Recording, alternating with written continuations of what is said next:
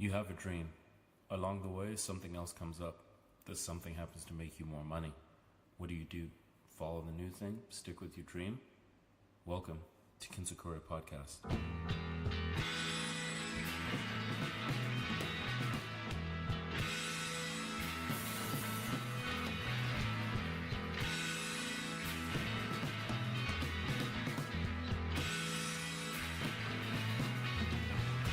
Hey Jordan. Good to see you again, Nice to see you again. This is Jordan Wiseley. Jordan, why don't you tell us a bit about who you are and what it is that you do? I am 29 years old, originally from Oklahoma. I've bounced around the country, chasing around dreams. As of late, I have been designing clothes. I got my start in television, and I currently run a brand named Strapped Manufactured Goods. We are based here in Los Angeles. Design, produce everything right here in the city. And I also have a production company, and we do feature films and we do television. Let's take it a step back. So this fabulous location we're in today, which again, thank you. Absolutely. This is the factory where things are made for Strapped. Yeah. So this is the context around how we met. So we met a project at the trade show. Yep. Yeah. Yep. Project New York. Project New York. How was that for you? The number one thing that we took away from it was very eye-opening. That at that time we had been a brand for a year and a half. We had been dealing with stores, and we'd actually been doing our own pop-ups and finding good success with that. Right. And we'd only heard about trade shows and what to expect from different showrooms or different buyers, stuff like that. So we're like, you know what, we're going to try this. We thought Project New York would be a good one because it's not the biggest, sure. But it is like kind of a staple in the show run. So we went, and it was really eye-opening to see how little orders were really put in, and not just for us. This was kind of anybody.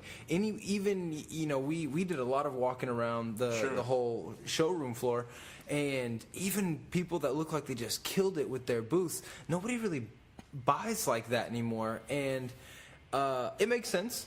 Right, retail is dying, right? Or at least the old-fashioned retail right. is dying of just having a store and putting a bunch of stuff in it and buying way in the future. Now people want credibility, and that was the number one thing that showed through to us is more than what do your clothes look like, how are they made, what is the quality, and more of what celebrities are wearing your clothes? Right. What sales can you guarantee us? Right. Right. Are there any collaborations you're going to be doing in the future when your stuff would be in our stores? They want validation. They want to know it's going to move before they even pick it up. So, big lesson. The problem with that, I thought, was there's such heavy interest in risk mitigation that for a young brand, it almost seems like you need this heavy backer. You need a guy or a person who's pumping so much money for you to keep going to these shows, to one day maybe turn all these maybes into definitelys, right? You are 100% correct. If you step back right now and really look at the landscape and look at the designers that are killing it, 99% of them they're married to someone, they're a celebrity in their own right, they're a name, or they worked for a brand already, right? Mike Amiri at Buscemi. Right. Jerry Lorenzo knows everybody. Right. His father was a manager in the MLB. His sister ran in the Olympics. And he's been around the LA scene for a while, in the club scene. So he knew a lot of people. Every brand that's really making it really has that backer because the name of the game is marketing. That's the truth, because when I saw your stuff, I mean, not by virtue of just being in the place that you manufacture it, I was really impressed. I was impressed by the craftsmanship. Like, I'm a big leather fan. Like, of course, I'm a big Perfecto fan. You grew up in Africa, like, the side effect of growing up in an economy where there's not a lot of things available is you indirectly become a product expert.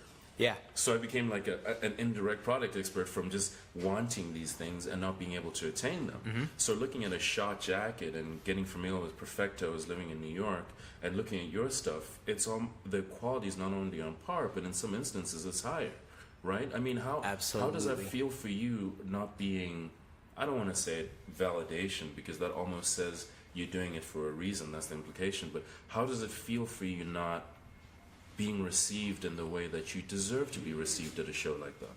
That I think the core of that is kind of what like hits the ego, the most, because you're exactly right. In quality was the main thing that I was really striving for in designing the whole thing. I took a year to come up here every day and be with the cutters, be with the sewers, to know what's possible, what can be done. I didn't go to fashion school. This isn't my background. So I'm someone who has to learn by doing.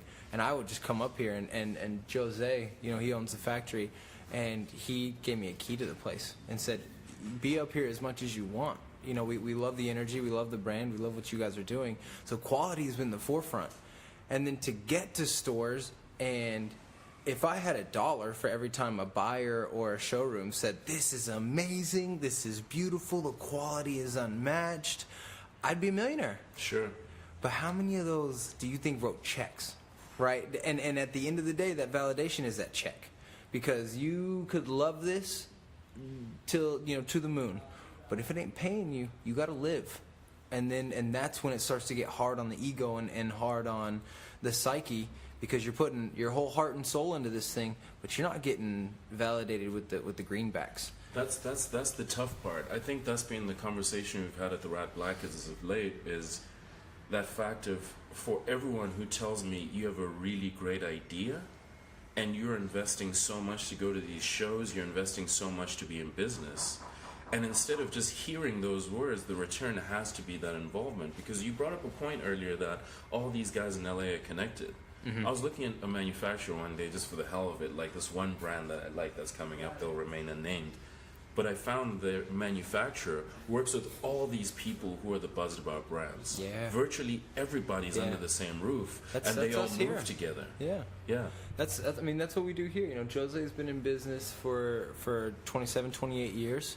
He's produced for some of the best in the world, the Marciano brothers, and all the different lines that they created. And right now, we have Rude, we have Just Dawn. Wow. There's another big brand in here that'll go unnamed, for the microphone's sake. But Amiri's first 3 collections, really, all of his leather was manufactured here. So that automatically let us know, like, hey, we're on par. And we're, when we talk about this, we're assuming that the style is there, right? Because that's the number one thing, that the designer has style. So we're going to assume that your thumb is on the topic or on trend, and that it's there. So if we're all on topic or all on, if we're all on trend, then it should go to materials used, the quality. Sure. And now it's marketing. That's the name of the game, because these pieces you have on, right? These are yours. You got what kind of materials is this? This is a 75 rayon, 25 cotton. That's beautiful. Thank you. I like how light it is. I like the workmanship on the hem and the collar, and I like the distressing and the little Japanese stitching. We restitch. We'll tear it up and then like reconstruct. Right. And to give it that. Everyone wants that real worked and lived in feel, and this company, Strapped, was started because I was building motorcycles in a garage. Tell us about that. Film and television is where I got my start. Okay. And didn't have a 9 to 5, so when I wasn't shooting, I was like, I want to get back into bikes. So I started building bikes in LA. And that just kind of caught steam.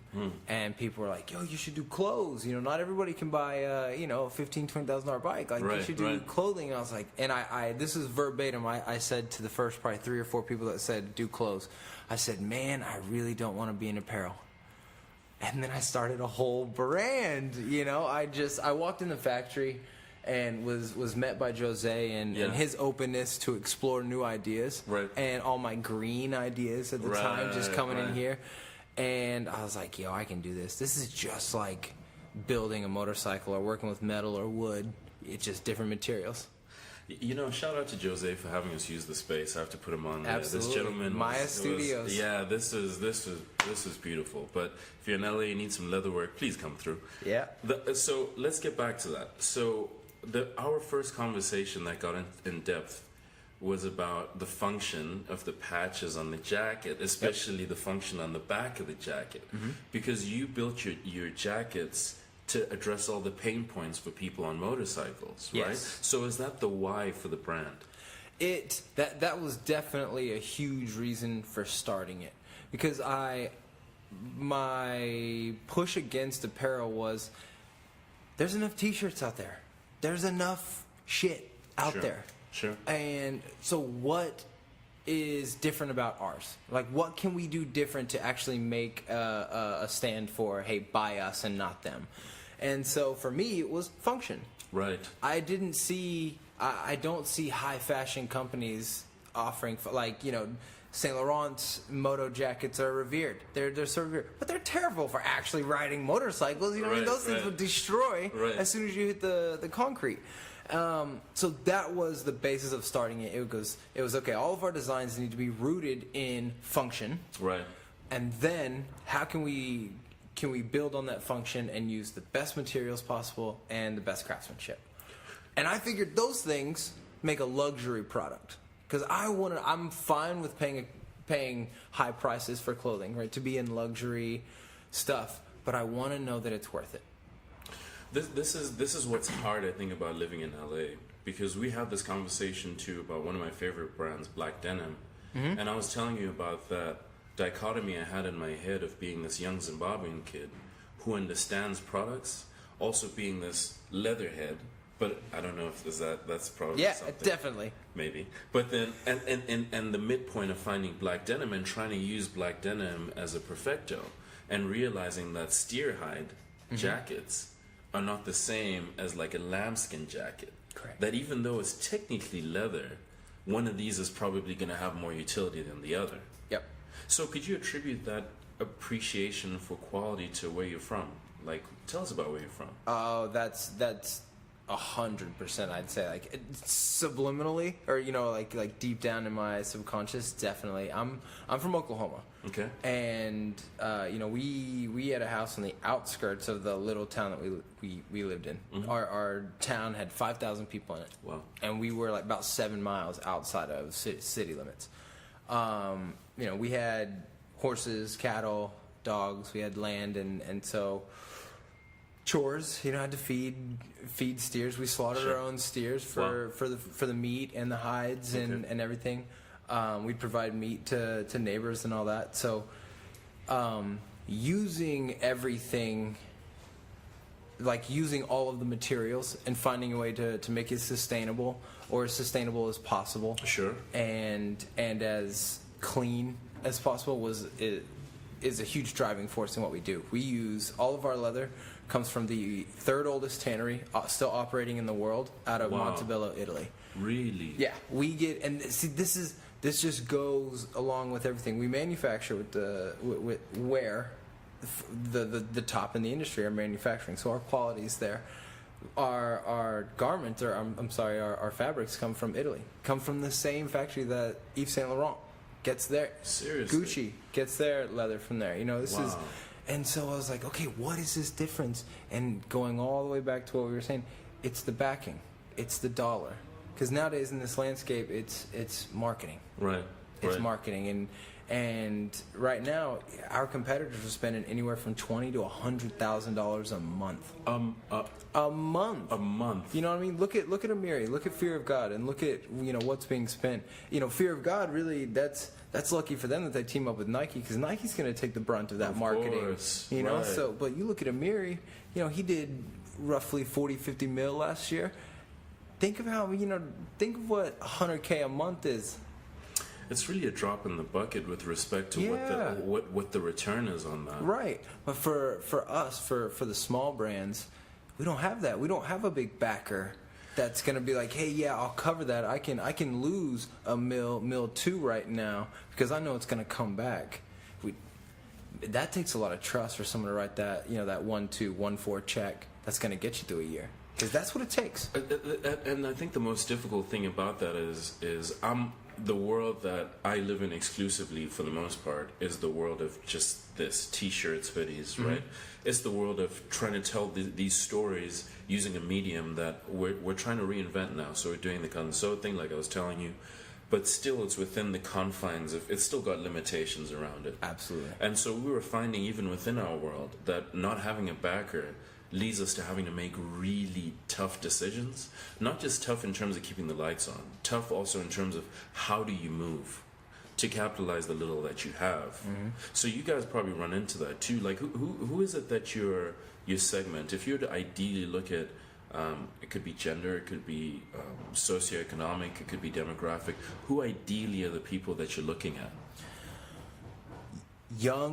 Younger, independent, people that keep up with style. Like fashion is changing so fast right now, and it's moving so fast that there are demographics being completely left behind. Sure. We live in such a bubble in LA that we see things on this sidewalk that the middle of the country won't see for 2 to 5 years. That's very true. And so it's like, that's a hard part too. Like, what is the demographic? Because now social media reaches everybody. It does. It's not just a television market, right? I'm going to go with the West Coast market. It's everywhere, and now you're faced with that decision of, do we attack niche or do you attack mass? That's true. Everyone likes to use that phrase. Niche is the new mass, right? So pick that niche and just hit that one really hard. It still takes a lot of money. And I hate to keep coming back, but it's just, you need that backing, because you lose freedoms, you lose creative freedoms. Now when you're sitting there and you've got 4 potentially fire designs, but now you're like, well, we can't afford to to hit the minimum on each one, so I'm just gonna have to break this down into 2. And what if it was number 3 that was gonna get you popping? That's the question. And that's the hardest part, and that's what these big companies and these backers allow them to do, is they can put a little bit more out there in that collection, because they're like, okay, for them it's like, what's $2,500 to get another 100 or so shirts made? For us, that's 2 months worth of rent and stuff for the office. You know what I mean? You're like, I don't know, man. For us too, that's a hell of a question. Just looking at developing where you use a blank and then you find someone who's doing good blanks. Even developing a let's call it a corner of a collection. Mm-hmm. It's still some financial consideration. It's still like, you have to really think about it. Like, you have to consider, even if I put out 8 hoodies, it's not 8 jackets, but you're still looking at it and you're saying, what happens if I develop all these and I do a certain run on these and these don't move? Yeah. Where do I go next with that? Yeah, the minimum game. The minimum game. The minimums game. Yeah, that's a hard one. That's something that I took note of very quickly. Mm-hmm. And we just made it a point we have got to find good people willing to partner with good people. I mean, which is exactly Jose, and I use one other manufacturer in downtown Los Angeles. I literally keep it to 2 because they're the best, and they'll work with small brands, and they have the bigs that come through here, but that allows them to stay humble and work with these smaller brands like us, Rad Black Kids, right. To develop and actually get our stuff up there. So. Low minimums. You guys looking to produce, come to LA. People are willing. But if you don't mind, if we flip the conversation for a second, it's so perplexing to me that you actually, this isn't your main career. No, this is my money pit. Is what this is. It's your money pit. So we talked the last time, because I'm one of these people they call naive. The last time we met, we talked about you had mentioned you had acted, and naively mm-hmm. I was like, oh, okay, that's interesting. Didn't ask any questions. Then later I was shocked. How did you get into this? How did you get into acting? How did you get into film? Into film and everything, we jumped back to 2012 in Oklahoma City, and I was at a bar, and they were doing a casting call. And they're like, yo, you ever done television? I was like, nah. And they're like, you want to? And I was like, what is it? And they're like, it's the Real World on MTV. And I was like, I don't know. I was like, all right, I'll fill out the packet and stuff. But this probably isn't going anywhere. Right. Filled out the packet, let them take a picture, did a little interview. And then a month later, I get a call, and they're like, hey, yeah, we actually really liked you. Do you wanna do another interview and everything? And then flash forward another month or so, and I'm in Portland, Oregon, starting to film a show. How was that coming from? I lived in small town America too, 50,000 people instead of 5,000, Idaho instead of Oklahoma. How was it conveying that message to your family that you're going to go and do that? It was, it was really funny. I did not want to do it because I grew up. I knew what the real world was, right? But I wasn't like a fan, and I didn't watch. Okay. We were very big into sports, so watching reality television just wasn't something we were into. Okay.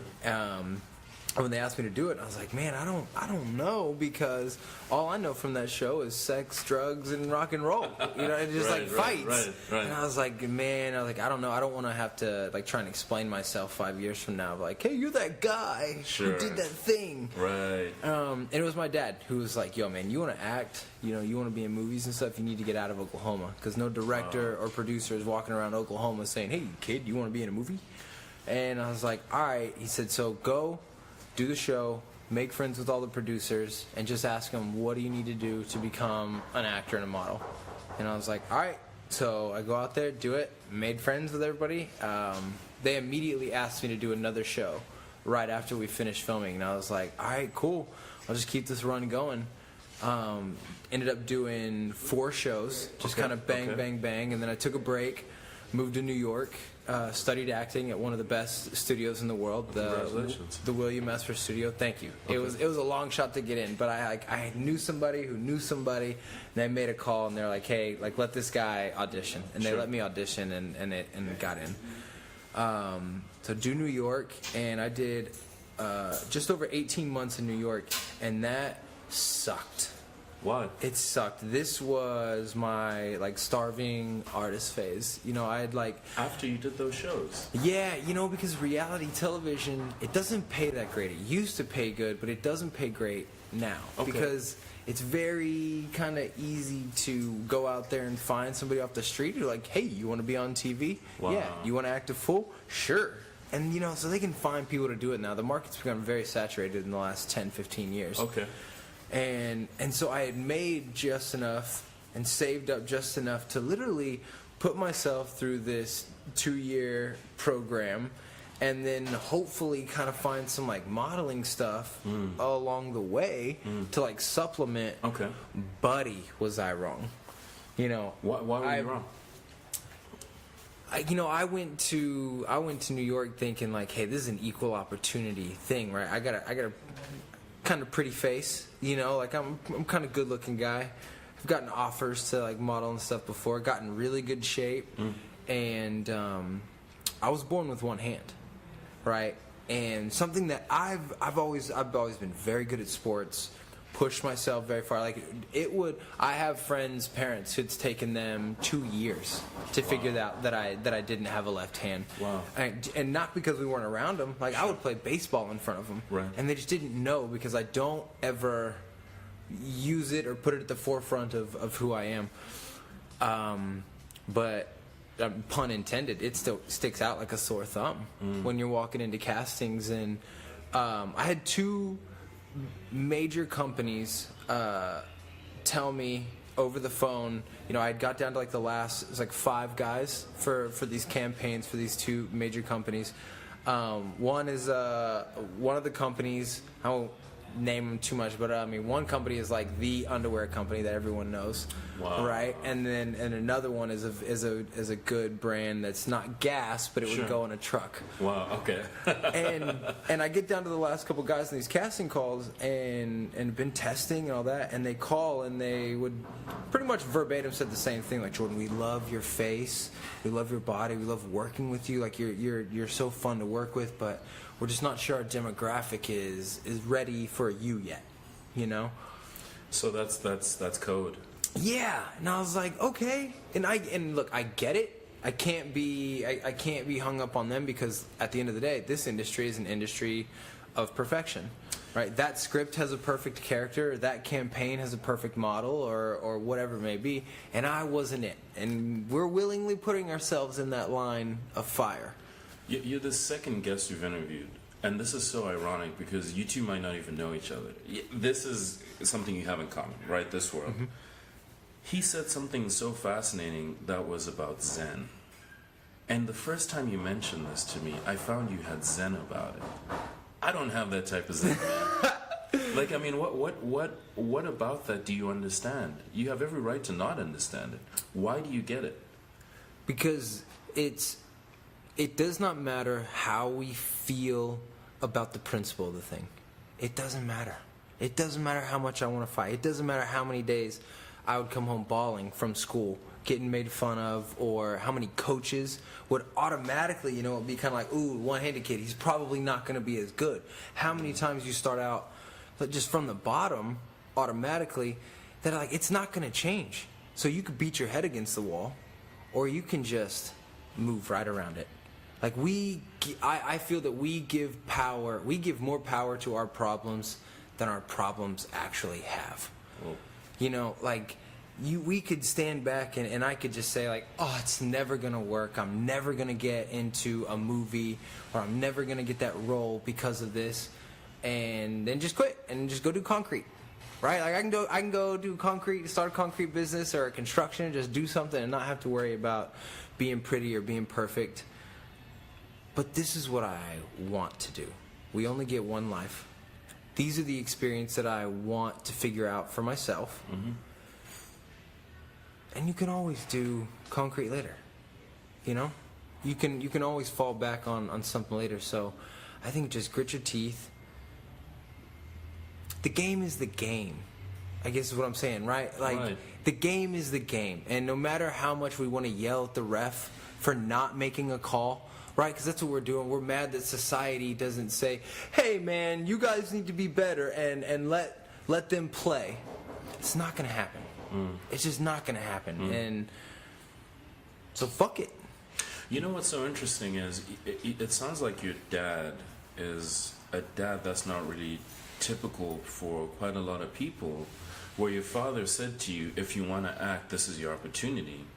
Typically, a lot of people, I'm from the developed world, I have very, very supporting parents, but a risk like that's not calculated. My life was about calculated risks, going to school, right? Like, I have 2 masters. Not in anything I'm doing now, but my life has all been predicated around making sure I mitigate a potentially difficult decision later.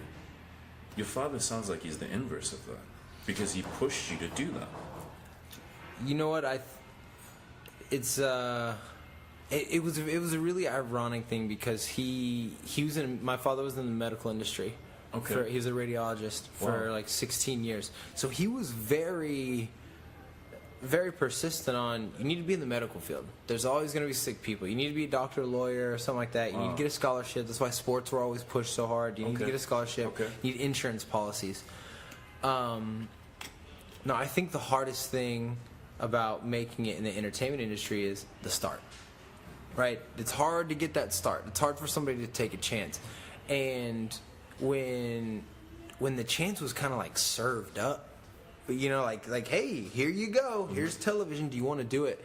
I think he really had the wherewithal to just be like, yo, you got time to come back and fall back on this stuff.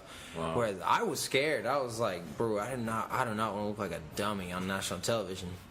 And I would imagine it is really hard to go that long in a house with that many crazy people and not look like a dummy. But yeah, and it was probably one of the greatest decisions. I would definitely still just be in Oklahoma, heading to the lake every weekend. It's just crazy, because the depth of wisdom that came from those experiences in New York. We had another conversation about an experience that you had later. So, do you mind if let's push from that position? You're a starving actor. Mm-hmm.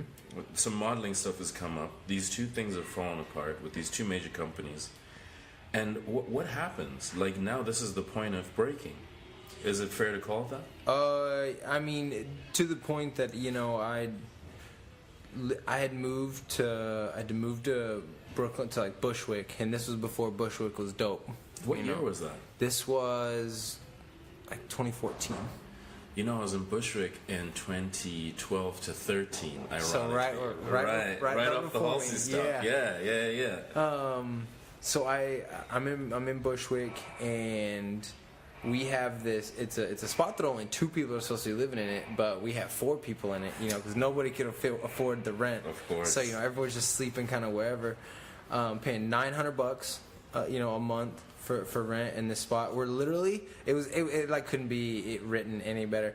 Our building was above the L, so you could feel it like the L, right. the Morgan stop on the L was literally underneath our building. Yeah, right. So living conditions weren't great, and it got to the point where I had to call my mom, and it's funny you have these check-ins with your parents, throughout, like they'll call them like, how's it going? Mm-hmm. Like, what's up? And what's your answer? Your answer like, it's good, or it's okay. Well, things are fine. I'm fine, Yeah. Mom.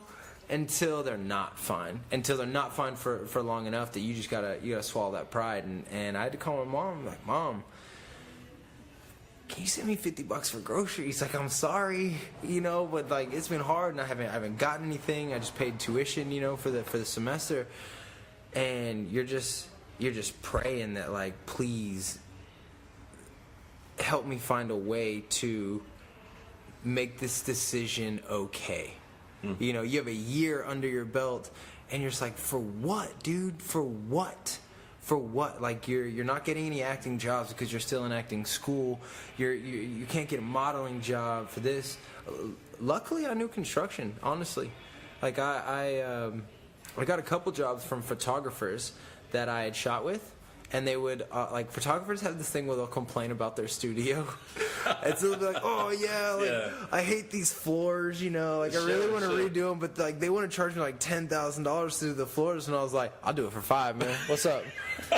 I'll do it for $5. I'll rent. Yeah, I got 3 different jobs over there. Yeah. Really? Dude, I did 2 different walls and then did a floor for, and I'd come and cut places in half, But it was just me. I didn't have a crew or anything. I made them. I had them. The client rent tools from Home Depot. There's a Home Depot on 23rd in Manhattan. Sure. Crazy. And so that's how I made it for a while. And then it you know what? It all comes back to reality television. And at the perfect time, I got another call to say, hey, you want to do a show? And because I had turned down 2 in a row because I was in acting school, and I couldn't leave. If show anytime, then they're very strict. Wow. And the show calls like, hey, we want you back, and I thought I had kind of like written myself off declining 2 in a row, and like, no, come back. I'm like, all right, when do you guys leave? And they tell me the date,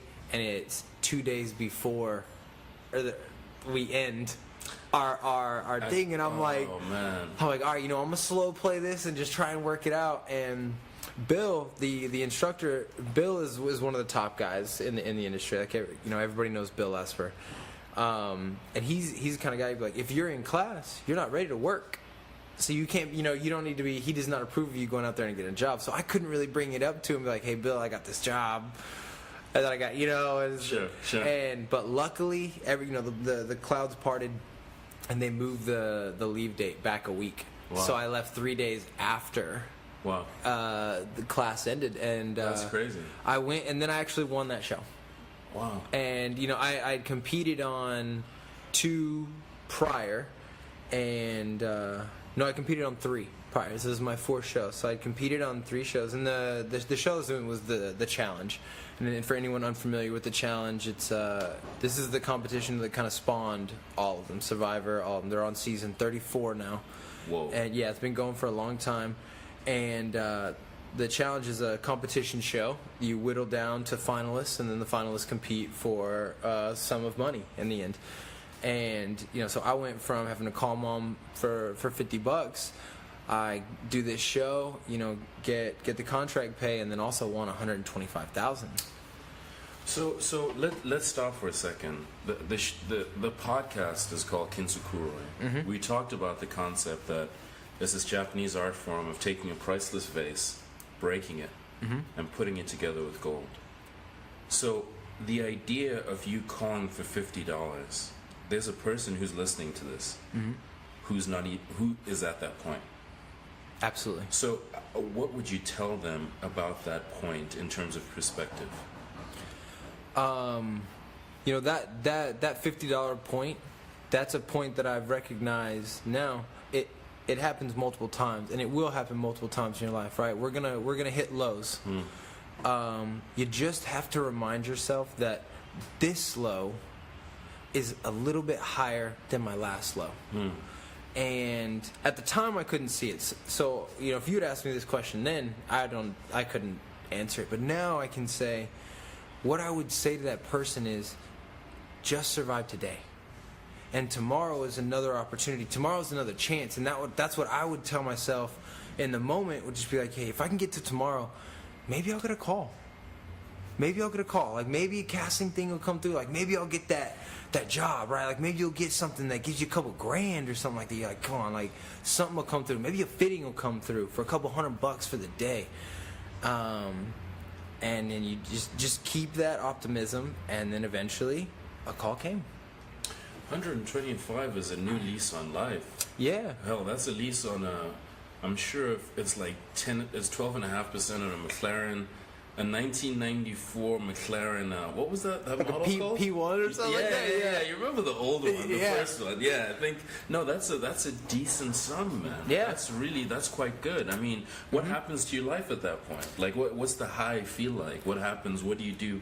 Never had that much money ever. You'd never even seen that much money in real life, like on a check. I mean, not that I saw it in cash or anything, but I'd never even seen it. I was like, wow, 6 figures. That's Whoa. crazy. Yeah. You know, at that point, then it was like, okay, I'm gonna move to LA, and I'm gonna chase this. I got something there. I want this dream. I want to act. I appreciate what came from reality television. Once again, you know, like the first time got me out of Oklahoma and got me started down a path, and then this time it picked me up when I fell down, and in my eyes it was like, keep going down this path, you know. Wow, right. So I won. They call, you know, they're hype. They're like, MTV's like, hey man, come back and do another show, and I was like, nah. And so again, now I'm back on my, I'm not doing a show. I'm gonna chase this acting, this scripted thing. And I had, I paid student loans. Like, basically, I took that and, like, got myself to zero. You know, I don't owe anybody. Like, Uncle Sam's happy now. You know, I think I had, like, at the time, I had, like, 3 years of taxes that had to be caught up on, you know. Like, that's tough. Yeah, I still remember it was all 3 years, this will tell you how little I was making in those 3 years. All 3 years with back taxes and all the penalties, everything included, it was, like, $11,000 in taxes. So, I mean, it's shitty to have to do that sum at once, but that's 3 years. It means you're caught up. It means that you're back to square one. So now I'm zero. You know, I don't owe anybody, and you got this weight, you know, kind of off of you. You know what I mean? Like, every number that calls you that you don't know, you're like, is this a bill collector? That's the thing, man. Like, I don't have friends with an 866. I don't have friends with any 800s. Right, I don't know anyone with 800s. Yeah, so I am not picking this up. I'll take the voicemail. Right. So, right. you know, got myself good. Sure. Grabbed a car because LA is, you know, you gotta have a car, and moved out, and got in the studio. Was working out here, or not? I'm not working. Was working on my craft. Okay. You know, okay. and all that jazz. And then the show calls, and I have this really big dilemma. Like, do I do the show and like go and try and stack up some more? Because like money's cool, or do I keep doing this thing? And I chose to keep doing the thing. I was like, you know what, I'm gonna follow the dream. You know, keep the money. And about 6 weeks after, you know, that they had like moved on and everything, I get cast in a television show with Tyler Perry. Well, that story right there, you got to tell people. I remember Soul Cycle. Yeah. Let's start from this. So this was, you know, like one of those moments that was just. It was luck. That's why I tell everybody, like, it was one of those TV moments that happened, and I got lucky. A friend of mine was working at Soul Cycle, and at Soul Cycle, if the trainer has open bikes, they can give them away, right? They can let you guest ride that bike. So my homie calls me and he says, "Hey man, I have a bike in my 8 a.m. class. You want to come ride for free?" These are like $35 a class, you know. So you weren't working there. You just no, popped in. I wasn't working yet. So yeah, okay. a friend was waiting, and he would guest me, you know, because I was like, I can't really pay for a that class, money is you know. crazy. Yeah. And so I go up there and I do the class, and after the class, I see this guy comes up to me and he's like, "Hey man, great class." And I look at him, I'm like, "That's fucking Tyler Perry." Like, I know exactly who this fool is, and I'm just playing this cool, you know. And I'm just like, "Hey man, like you too, like you too." I didn't even see him in there. I was like, "Great class, man." Right. He's sweaty, I'm sweaty, good class, dap it up. Yeah. And he's like, "Look, man." He's like, "No bullshit, you know, I don't mean to run up on you like this, but you look like someone I had in mind for this part that I wrote into a show that I write. Would you want to come in and read for it?" And I was like, "Yeah." yeah, I can. He goes, well, here's the deal. Let me send your information to my producers. I actually have to fly to New York tonight. Could you come in today and read for it? I said, "I'll come in right now and read for it, dog. Like, what you need?" Go. Yeah. And, you know, so 2 p.m. that day, I go in, expecting to read with a casting director or something. Tyler's there. Like, the man himself is there. He said, "Yeah, you know," I'm like... As big as he is, he's casting for his own show himself. Yeah. I mean, that's rare. And it's... The man is great. Like, I'll get to him in a second, you know, but, like, I got tremendous respect for Tyler.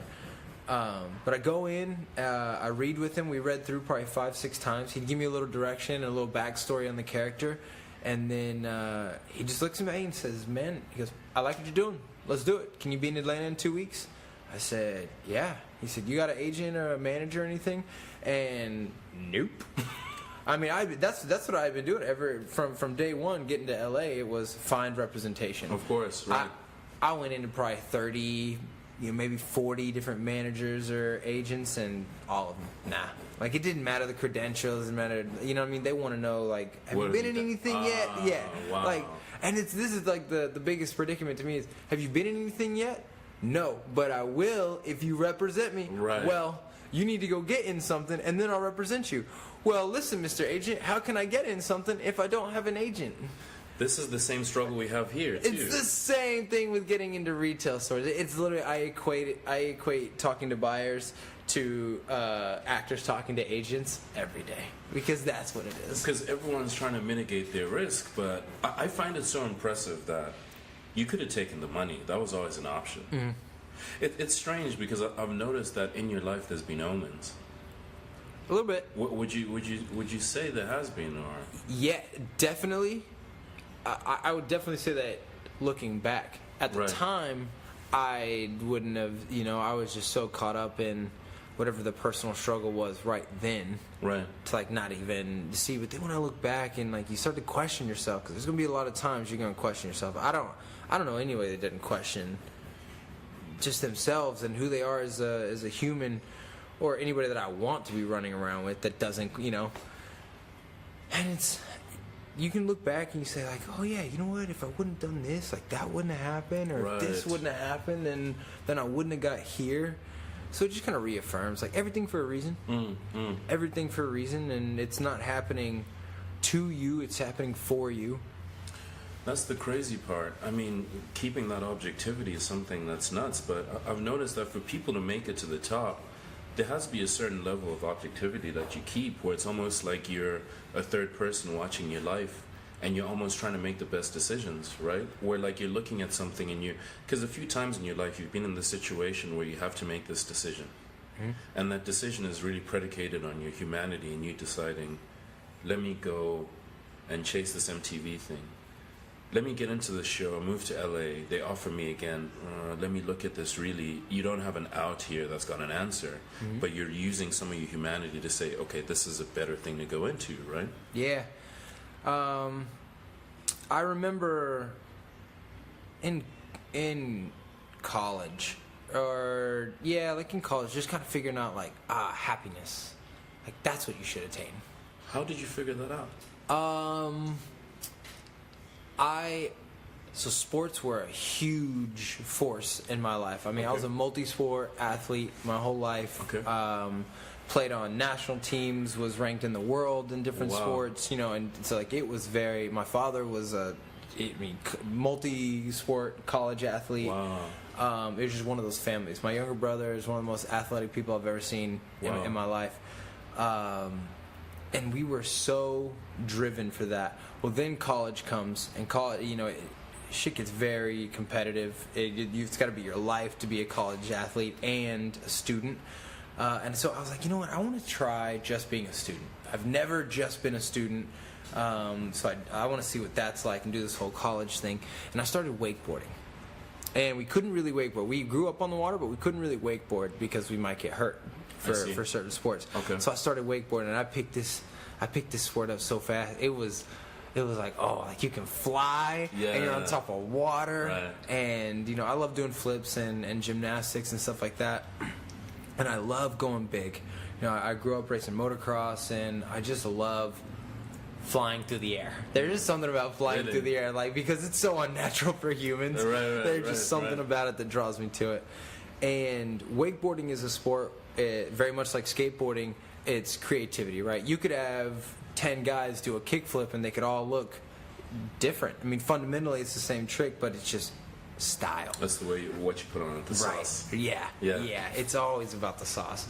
And that was when I figured out, I was like, oh, this makes me, you know, going out and stomping a great groovy run on the wakeboard, and maybe not necessarily winning, but knowing that feeling that inside of like, yo, that was as creative as I could be. I landed everything. Man, I feel good about that. Sure. And that's when I figured out, I was like, oh man, I don't need, you know, $250 a year to be. I was like, you just need the fundamentals. $250 a year is great with the happiness. Yeah. But at the I could be at that time. I figured out I could be happy with a boat, a place to live, and gas money. You know, like that was like what I needed to be happy. And then, you know, as you grow, the pillars kind of change a little bit of what you need to be happy. But if ultimately the goal is being happy, I think everything else will kind of fall in line. I mean, you're right, because when we talked about that casting and we talked about that the first time, it was so mind-blowing, because it's obvious prejudice, it's obvious bias. And I told you that regardless of, I don't know if I expressed this way, but regardless of how you felt, I still left with such an uneasy feeling, and for some, like, I couldn't shake that. Yeah. So now on the flip side, though, you meet with Tyler Perry now. You're sitting in this room with him. You do this casting. Let's go on. So yeah, the finish of this one is probably my favorite, because this is he'd already said, can you be in Atlanta? I said, yeah. He goes, you got any agents or anything? He's like, nah, don't have anything. He goes, well, here's the deal. I'm gonna give you the same deal regardless. So you can either give the 20% to somebody, or you can keep it. And I was like, thanks, man. I don't got no agent or nothing. You just put me on that line. Right. And then at the end of meeting him, he says something that I've heard so many times. He goes, oh, what happened to your hand? And I was like, oh, my heart sunk, because he didn't realize. Like, he didn't see it, you know. So he was making all these decisions based off of like, oh yeah, I have a two-handed individual in front of me. That's just how people are. And then when he said that, I was like, oh man, now this is where I lose the role. And he just asked me a couple questions, like, oh, like, I was born like that. He's like, oh, cool, like, all right, no worries. And that was it. I was like, okay, like, I might be in the clear, and I leave, and we're all good. And about 2 days later, I get a call from Atlanta. And I'm like, oh man, this the boss himself. And I say, hello? He said, Jordan, this is Tyler Perry. I said, hello, Mr. Perry. He said, hey, I've been thinking about your hand. And I was like, God dang, man. He goes, would you mind if I shot it off? Would you mind if I wrote it into the script and wrote another character, like, shooting it off, and then that way we can kind of build on it, and we can have it in the script, that way we don't have to kind of like beat around the bush or anything. I said, Tyler, you can cut it off, you can blow it off, you can do whatever you want, as long as you're telling me that I still have the role. And he said, absolutely, you still got the role. I'm gonna see you in Atlanta in 2 weeks. I said, absolutely, man, you can do it. And he said, all right, cool. And because my character was originally just supposed to get shot. Right. I did this bad deed, and then my character gets shot. After how many episodes?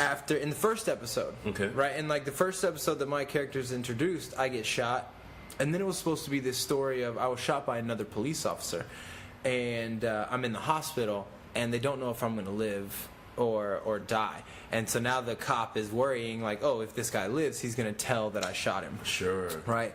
And then Tyler, being the creative genius that he is, you know, he sees my hand. He's like, okay, there's an opportunity there. So what if we just have the other guy shoot your hand off to teach you a lesson, and then the character can stay. The character didn't have to die. My character was supposed to die after episode like 4. And so because Tyler switched it up and had the wherewithal to use it instead of just hiding it, my character went from 4 episodes to 34 episodes over 2 seasons. I have to be totally honest, man.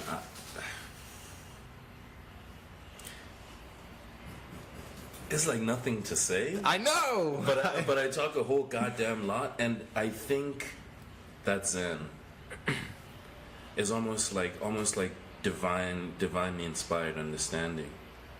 That like knowing things will find their order and knowing things will find their place. The other side of Kintsukuroi is the thing that you make with the gold is better than the thing in the beginning.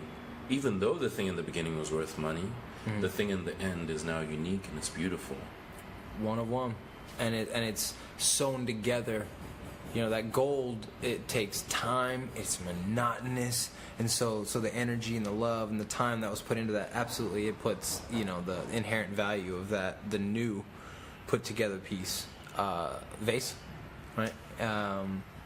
Absolutely more valuable, right? One of one. That's the craziest story I think I've ever heard, man. Like, like, it's almost like there's nothing I honestly could say. There's nothing I could add to that. So, from that point, now you get on this show, you do it for a while, and I know you're working in production, The Stalking Fields? Yep. So, tell us about that. The Stalking Fields is a movie that myself and my writing partner wrote. We actually wrote it like 4 years ago. You know, we wrote it, and then we actually put it down because we had this other pilot that we wrote. We ended up making that pilot and shopping that pilot around for a while. So we just, you know, other projects kind of got in there. And then another one of those situations where right person, right time. I was talking to a friend, and she was dating a producer who was looking for a film like ours. And that just kind of sparked, you know, we're like, hey, we'll send it to you. And that just sparked us then making the movie, a movie that we had written 3 years prior. Sure. And then we were like, yeah, let's dust this thing off and put a rewrite on it. And you know, about a year later, after we got into talks, we filmed it, shot it, everything.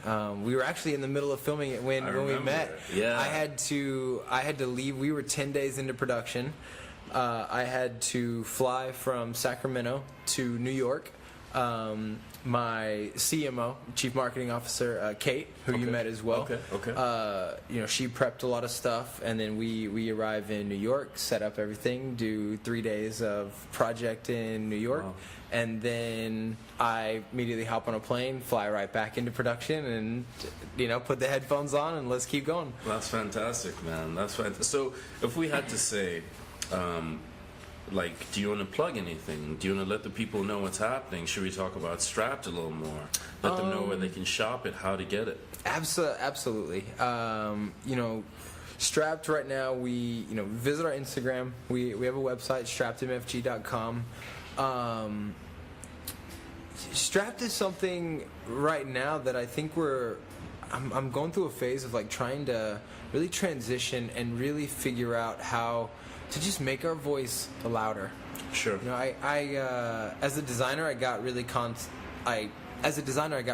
up with numbers, right? And I started designing because of passion, and then through that whole process, you have to worry about numbers. Being small, not having a backer, we have to worry about numbers and the guarantees that are going to sell, and then not going with the things that you really want to do, but you just don't know if your voice is going to be heard right. Sure. And you second guess yourself. So, you know, I have some really big plans for Strapped coming up, and in ways to just really magnify our voice, double down on what we're saying, and ultimately stay fresh. You know, keep it as fresh as we can, and keep moving. In the meantime, we still manufacture for other brands. That's great. And I'm working with a brand right now. It's a new brand called Global Legends. Okay. It's a great concept that they have, and they came to my door about a month ago. And the brand partners with traditional artists from around the world. Now we're talking painters, even graffiti. I mean, to us, like graffiti is now like that's a traditional art form now. Sure. Yeah. So basically not graphic designers. Sure. Right. The more traditional, tangible forms of art, sculptors, and we're teaming with them to give them another platform. Like, hey, do you want to take some of your signature pieces and make clothing out of it? Make a line, right? Do a collection inspired by those. That's great. We've talked to different artists like Retina here in LA and getting with guys like that who have this amazing voice. But hey, walls and murals only get you so far. How about clothing? You want to dive into that world? And so let's see what you can do in that world. So you're doing it the right way. Retina would be I would wear anything from Retina. Right. Him. We've been working with the actor and the artist Jordi Mola. Okay. He's an amazing painter. Him and his partner Giuseppe. Wow. Okay. They do amazing pieces. So I've also had a lot of processes that I've learned about while working on Strapped that they don't really fit for Strapped and that tone, but I really want to do them, right? Yeah, and I'm really playing with sublimation on denim, and getting that to work. Historically, you have to have a man-made synthetic product to sublimate on, but we have companies in Portugal and Europe that are figuring out these ways that we can sublimate 100% cotton denim. That's crazy. So imagine your jeans having full retina sublimation down the whole thing. So I really want to play with that. I really want to play with these processes and using materials that aren't normally used. That's something that was very big in the curation of Strapped, is using the backside, like not using the face of the leather, using the backside, using the suedes for some stuff, mixing and matching. So really, I just want to be working on anything that we can create and build and learn. Sure.